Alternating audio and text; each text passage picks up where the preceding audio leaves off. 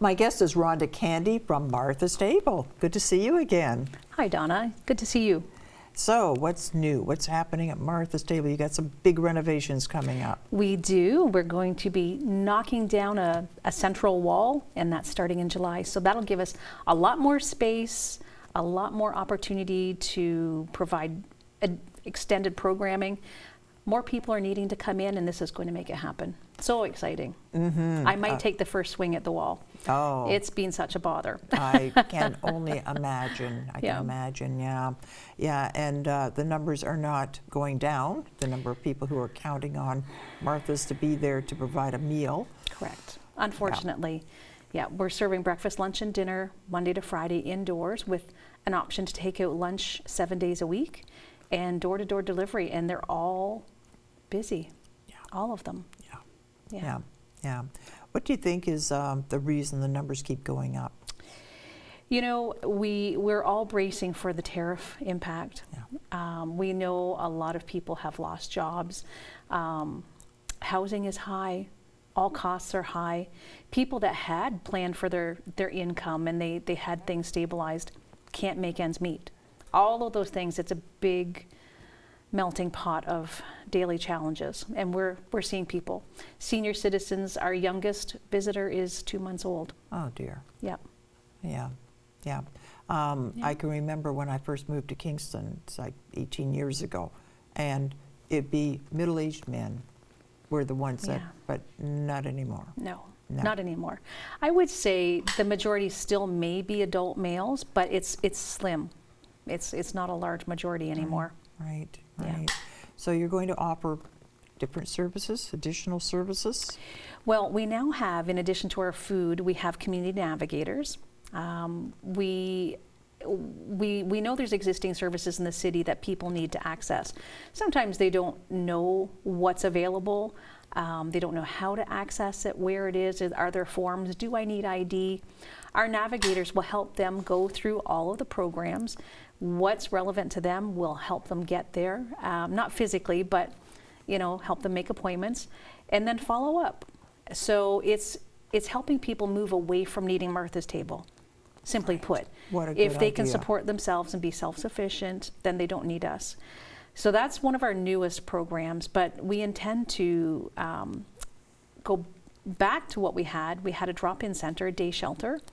It was very social, and that's missing from what we do now, a place that people can just come and relax for a few hours. We need to make space for that. And just have computer access, telephone access.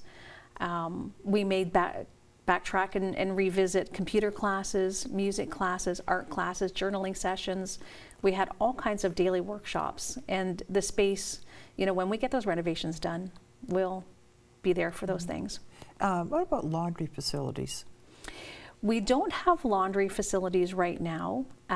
We are considering putting in a washer dryer and a shower, but that is a little bit longer term. That won't be happening in July. Right. That might be in 2026. Yeah. I think of people who live rough, as they say. Yes. Those would be two of the things that would be very hard to find. Yes, and it's really important to be able to just feel your normal self. Just, come in, warm up, clean up, get something to eat, have friendship and conversation is really important for mental health and well-being. Absolutely. Just, they talk about social isolation as being the equivalent of smoking 15 cigarettes a day. And you could see when money is a big issue, how that would downward spiral for people. Absolutely. You feel like you have no choices because, if you wanted to go to a movie, you need money for that, or to go to get something to eat, or go grab a coffee. All those things take money. And for you and me, it's Tim Hortons, but if you're really tight for money, even buying a coffee at Tim Hortons becomes something you have to really think about.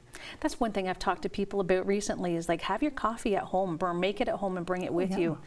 I mean, it's not a lot of money, but if it's every day, sometimes multiple times a day, you could save some money. Well, they talk about sort of the Starbucks effect. Yes. in how much you would save if you happen to pick up a Starbucks on your way to work. instead, do this instead. And sometimes there's coffee available at your place of work. You just got in this habit of pick up a Starbucks, and it adds up. Yes. And I mean, we like to have little treats now and again when you can, but it does add up. It's a treat, you know, not a daily kind of thing. Yeah, no, I get that.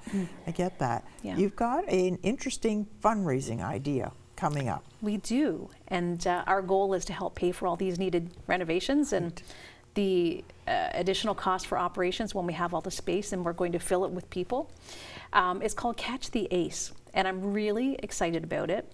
We're being hosted by Daft Brewing, 768 Princess, and people can come on Saturdays between 2 and 6 and buy $5 tickets to enter the draw. Each week a name is drawn, and the person that has their name drawn will win 20% of the day's sales. So let's say we sell 100 tickets or 1,000 tickets, you get 20% of that. And then, because it's called Catch the Ace, you get to choose from one of the 52 cards in a normal playing deck. They're all in sealed envelopes. If you choose my lucky number's 13, I'm going to pick that. I hope the ace is there. If it is, you win 50% of the pot. If it's not, you still are getting your 20%. And for those 52 weeks when the ace may not be caught, that pool rises. It's cumulative. So at the end, it could be significant. There's a raffle in Sarnia right now that surpassed 500,000. Holy, right? That's a lot of significant. money. Newfoundland was running one and it passed $1 million. So we're, you know, optimistic, but we would hope any amount that we raise will make a difference for what we're doing. Wow, and $5 is, wow. Yeah, it's better than the coffee.